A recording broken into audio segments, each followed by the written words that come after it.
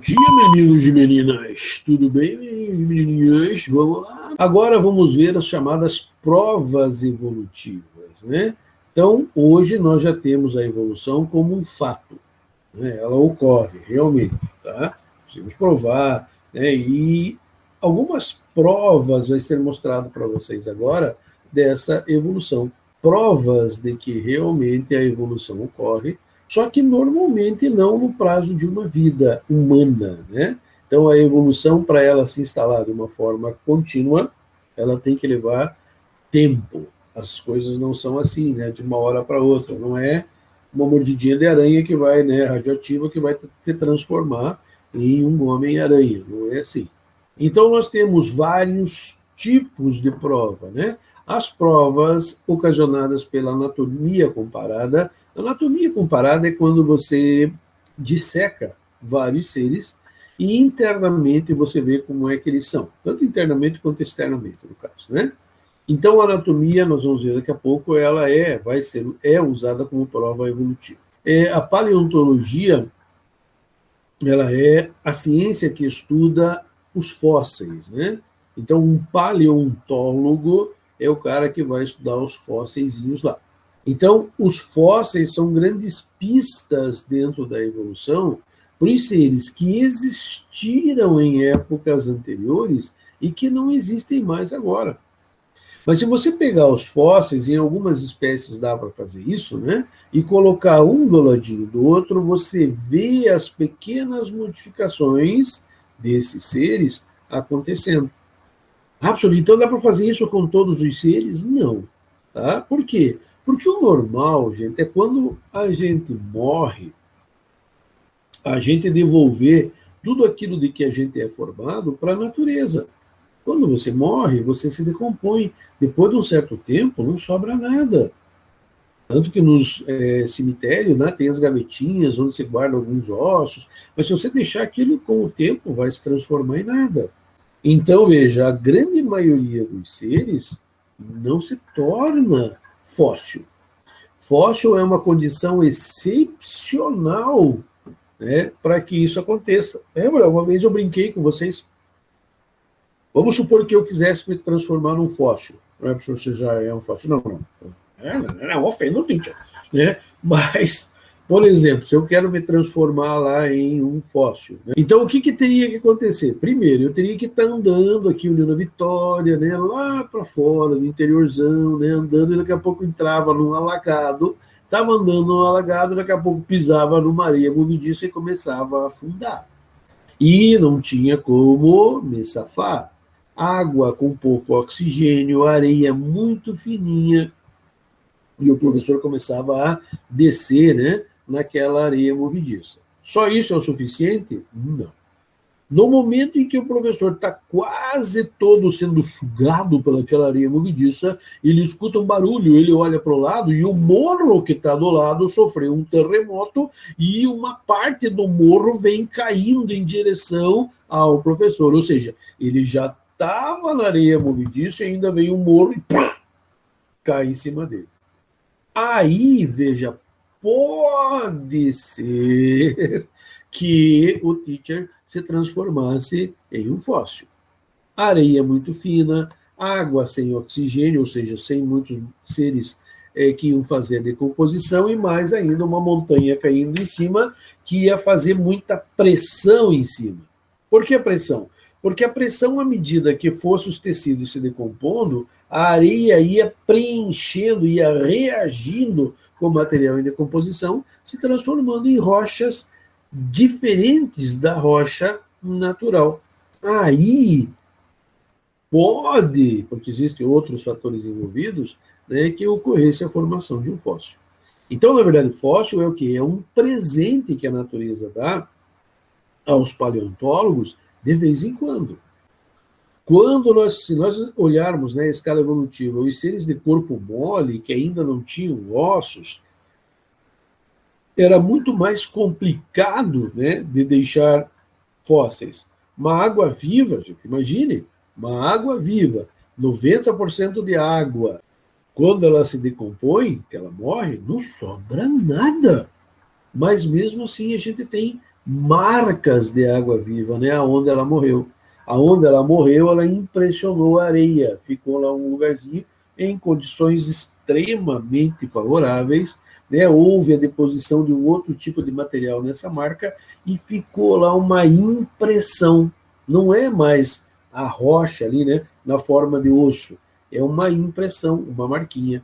Então, fóssil é complicado, mas existe muito, né, porque o homem procura esses fósseis.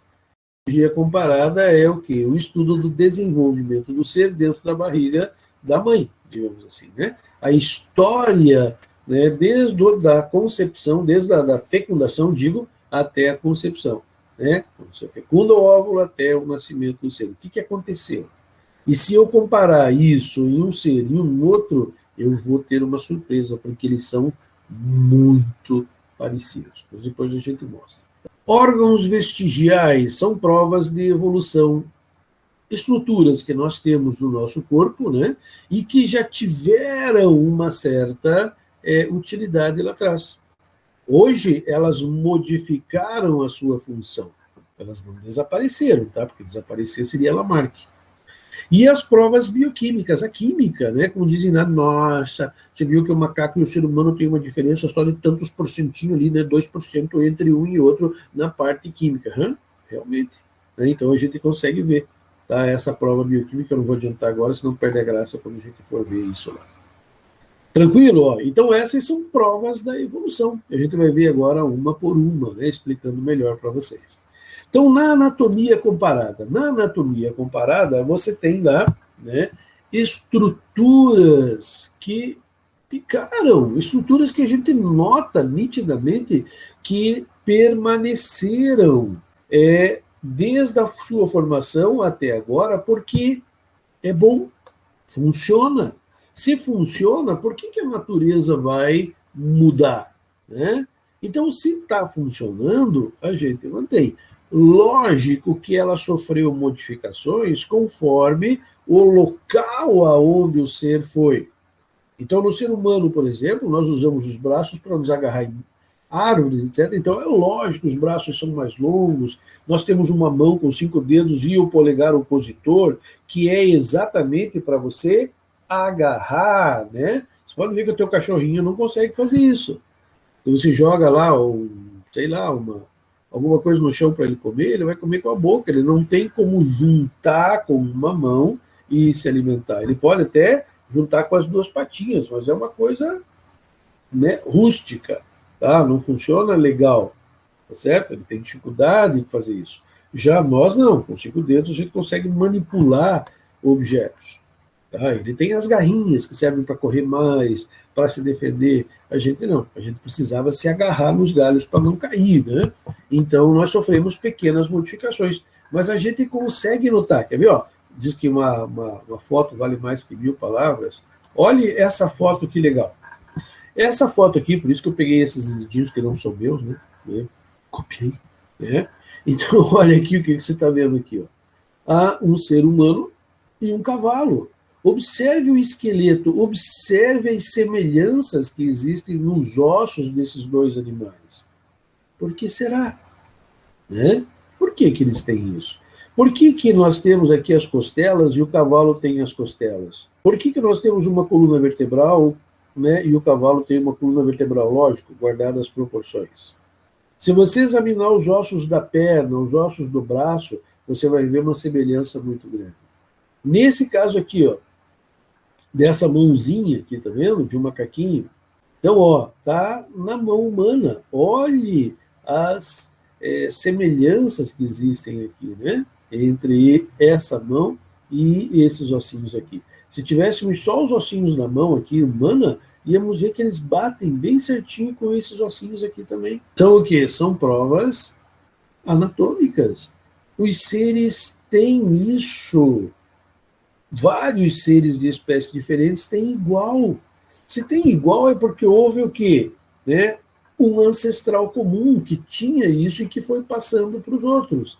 E que foi sofrendo pequenas modificaçõezinhas ali, lógico, em detrimento da onde esses seres estavam, a maneira com que eles se defendem, a maneira com que eles comem. Então, uma série de fatores modificou um pouco, né? Mas não totalmente. A gente consegue ver essa semelhança. Quer ver? Ó, mais ainda, observe agora no desenho. Né? Observe que nós temos o braço, o antebraço, a mão, e que os mesmos ossos, basicamente, a gente encontra em todos os mamíferos. Observe aqui, um braço humano, você tem um húmero, aqui você tem uma pata de cavalo, aqui, ó, e você tem um húmero aqui também, né? Nós temos o rádio e a ulna, ele tem o rádio, a ulna foi projetada aqui para cima, ó. Por quê? Porque o cavalo usa o braço dele, ou, né, se você quiser por aqui ver, né, chamando de braço, a pata, né, para uma função diferente da nossa. A nossa tem que girar, enquanto que a do cavalo não precisa. Nós precisamos de dois ossos para proporcionar um giro adequado com a parte de cima. O cavalinho não precisa. Observe que nós temos aqui, ó, o carpo, os ossos, né, da mão. O cavalo também tem. Aqui, o amarelinho que está aqui. Mesmo ele não tendo os dedos que nós temos, né, ele tem um dedo só que se projetou, os outros ficaram aqui ainda. Ainda você tem, né, os estiloides, que diz, né, que seriam os ossos de um possível dedo que o cavalo teve em épocas remotas e que deixou de ter uma função e estão ali, ó, né, estão marcadinhos ali, tá certo? Olha aqui a asa de um morcego, ele parece com a mão, na verdade é uma mão. Observe aqui, ó, o úmero, aqui você tem o rádio e a ulna, observe aqui os dedinhos, ó, prolongados, e essa membraninha que você tem no meio dos dedos, ela se desenvolveu, né, evolutivamente desses seres, proporcionando a eles voo. Aqui embaixo vocês têm uma nadadeira de uma baleia. Observe dentro delas como é que são os ossinhos lá, muito parecidos com os ossos de uma mão. Por que será, né, que são assim? Poderia ser completamente diferente. Se eles tivessem origem diferente, podia ser completamente diferente, mas funcionou no primeiro ser.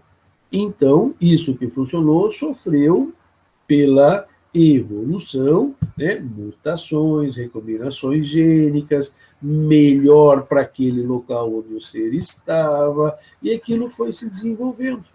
Né? Então, veja, tá aí, ó.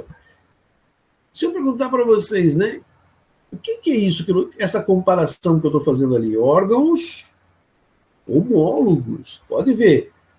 Um braço humano, uma patinha de um cavalo, a mão de um morcego, né, a mão de uma baleia, são órgãos homólogos. O que é isso, órgãos homólogos? Eles têm a mesma origem embrionária. Então, lá no nenezinho, eles nasceram das mesmas células, dos mesmos locais, né, das mesmas células que tinham naqueles locais. Então, se eu for lá olhar um nenezinho de um cavalo na barriga da mãe, eu vou ver lá, né, que as patinhas estão vindo de um determinado ponto do embrião. Se eu pegar o embrião humano, eu vou ver que das mesmas pontas, eles são muito semelhantes, no mesmo local vai estar sendo formados os braços. Então, veja, a origem, né, dentro do embrião, a origem embrionária é a mesma. Agora, a função mudou. E isso é chamado, então, de órgão homólogo. O órgão homólogo é uma prova de evolução divergente. Você tinha um ser, esse ser migrou para vários locais do planeta, lá sofreu modificações ambientais e os órgãos, então, foram se modificando. Com o passar do tempo, os seres que eram iguais foram ficando cada vez mais diferentes, mais, tanto que hoje, se você comparar o daqui com o daqui, você não diz que eles são parentes, de tamanha modificação que aconteceu. Milhões de anos, não é de um dia para o outro que isso acontece. Tranquilo? Então, essa seria os órgãos homólogos. Por quê? Porque nós temos os órgãos análogos, como vocês estão vendo ali. Órgãos análogos é aquele que não tem a mesma origem embrionária. Eles nascem em partes diferentes do embrião, se eu comparar. Mas a função é igual. No caso de uma borboleta e de um morcego ali, né? Se você vê para que serve, você vai ver que serve para a mesma coisa, voar, as asas que eles têm ali, né? Mas a origem embrionária é completamente diferente, não tem nada a ver uma com a outra. Se você pegar aqui, ó, você está vendo que é um braço, né, melhor, que era uma mãozinha de um morcego.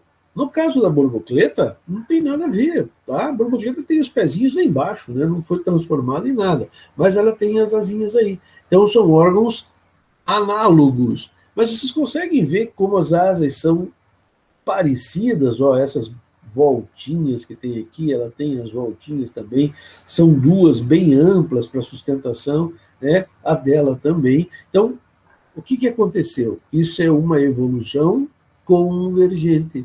Para voar é necessário asa, tá? Por isso esse ser tem asa, esse ser tem asa. Então, veja o que aconteceu. Eles estão no mesmo lugar. Quer ver? O exemplo mais clássico é na água, né? Para você se deslocar na água, a melhor forma que você pode ter é a forma de um golfinho, que é muito parecida com a forma de um tubarão. Por que essa semelhança? Porque eles conseguem se deslocar no meio líquido com essa forma sem resistência grande. Então, o que aconteceu? Os seres que estavam ali, eles foram convergindo para terem a forma mais ou menos igual, que é a melhor forma para se deslocar no meio líquido. Professor, mas tem uns peixes que são bem diferentes, sim. O habitat deles, né, o nicho ecológico onde eles estão se encontrando é diferente. Por exemplo, o linguado. O linguado, quando nasce, é um peixe que nada assim, pequenininho, né? Ele nada que nem os outros peixes. À medida que ele vai ficando adulto, ele vai girando, vai girando, vai girando, e um olho que estava aqui embaixo migra para a parte de cima. E quando adulto, ele fica de lado. Mas ele vive aonde? Ele vive no fundo. Ele, né, conseguiu se adaptar com areia sobre o seu corpo, passando despercebido dos predadores e também predando. Quando passa um peixinho pequenininho, ele está aí no chão, né, do mar, areia por cima, o peixinho não vê, quando passa perto dele, já era um peixinho. Né? Então, a diferença entre eles, tá? A diferença de nicho ecológico pode fazer com que você tenha alguns extremos ali, né? Mas a maioria vai seguir esse padrão, tá certo? Então, isso é aqui são órgãos análogos, órgãos homólogos, mesma origem embrionária, função igual ou diferente. Órgãos análogos não têm a mesma origem embrionária, mas a função é igual. Essa é a diferença entre órgãos homólogos e análogos. Tá? Aqui tem uma tabelinha, ó, só mostrando para vocês o que acontece. Mas o que eu acho mais importante nessa tabela é o que vocês têm aqui atrás. Ó. Adaptação divergente, adaptação convergente. Isso aqui é importante, tá? Para o vestibular. Então, órgãos homólogos, aqueles que têm a mesma origem embrionária, podendo ou não, né, ter funções diferentes, é uma adaptação divergente. O que é uma adaptação divergente? Um ser deu origem a vários seres que se espalharam pelo mundo, sofreram, né, alterações, né, se modificando. Um exemplo, né, de adaptação divergente seria o caso dos felinos. Se você pegar lá o leão, o tigre e o nosso aqui, tá? A pantera, tá? Você vai ver que elas eram um único ser quando, por exemplo, os continentes ainda estavam juntos. Quando os continentes quebraram e elas se separaram, as forças que agiram sobre cada uma, as forças evolutivas, foram diferentes. Então, no caso da onça aqui na nossa região, aquele que nascia menorzinho, aquele que nascia com manchinhas na pele, teve mais, né, no pelo, teve mais chance de sobreviver do que aquele que não tinha. Na nossa selva, cheia de árvores, o tamanho da onça consegue fazer ela correr no meio das árvores rapidamente sem se bater. Um leão na floresta amazônica, né, ia ter dificuldade em se deslocar, ele é muito grande. Mas para as savanas aonde ele mora, que é onde você tem os grandes mamíferos terrestres, ele tem que ser grande, porque ele vai ter que se alimentar, ele tem que ser forte, ele tem que ser musculoso para correr, né, nessas savanas à procura ou tentando capturar o seu alimento. Savana, todas elas da mesma cor, aquele capinzinho seco, isso foi fazendo com que a força evolutiva transformasse, né, o leão vagarosamente, os mais adaptados sobreviviam com aquela cor. Já na Índia, o tigre anda no meio, né, de uma vegetação onde você tem sombra e claridade, e não tem tantas árvores como o nosso aqui. Então, o que acontece? Ele é grande, ele caça mamíferos grandes, inclusive o homem, né? É considerado um petisco para ele, né?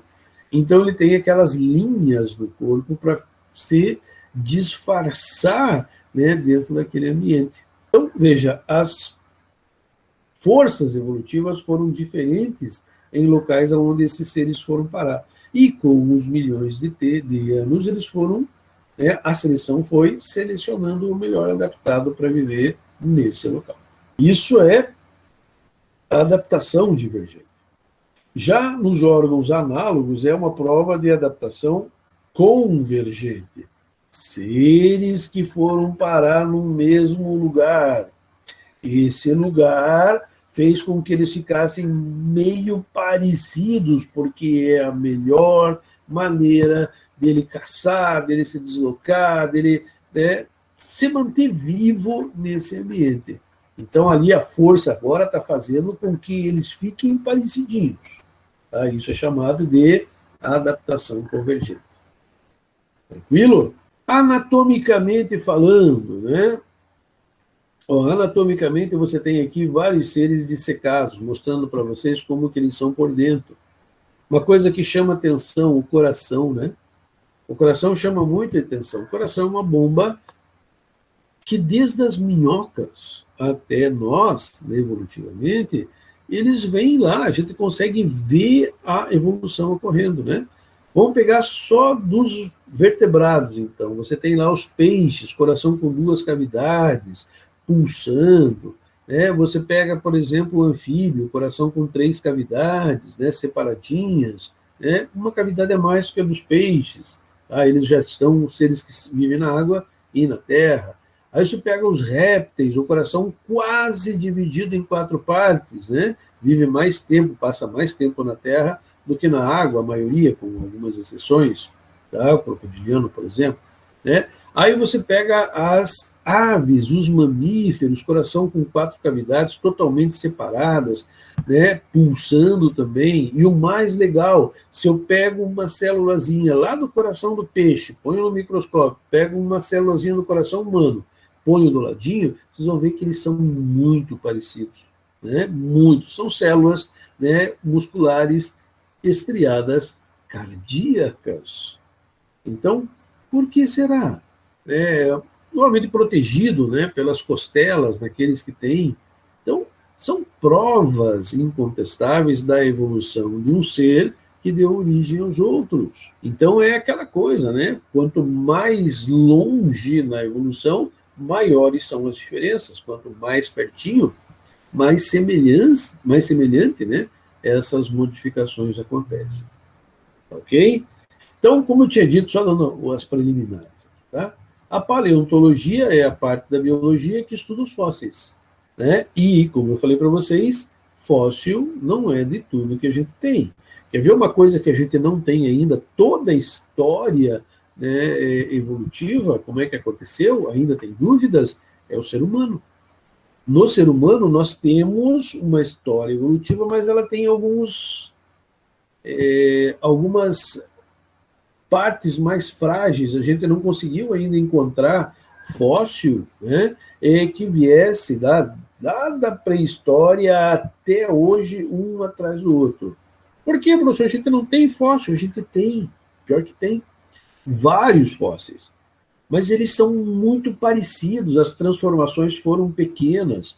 Outra coisa, você tem que cuidar para não confundir um fóssil, né, que você acha que é de ser humano com de um símio, de um macaquinho, por exemplo, né? Então, existe todo um cuidado disso. Então, existem lacunas, realmente. Você consegue ver um atrás do outro, daqui a pouco falha um. Ué, mas onde é que está? Né? Cadê o fóssil? Ainda não foi encontrado. Talvez nem exista. Vamos torcer para que exista. Mas é uma falha que existe por ainda não termos encontrado, né, dentro das escavações. Outros são mais fáceis de encontrar, né? São seres mais velhos na Terra, então você consegue encontrar. Certo, meus queridos? Um abraço. Pode dizer um tchau para o Tite ali, né? Vai para a próxima aula aí.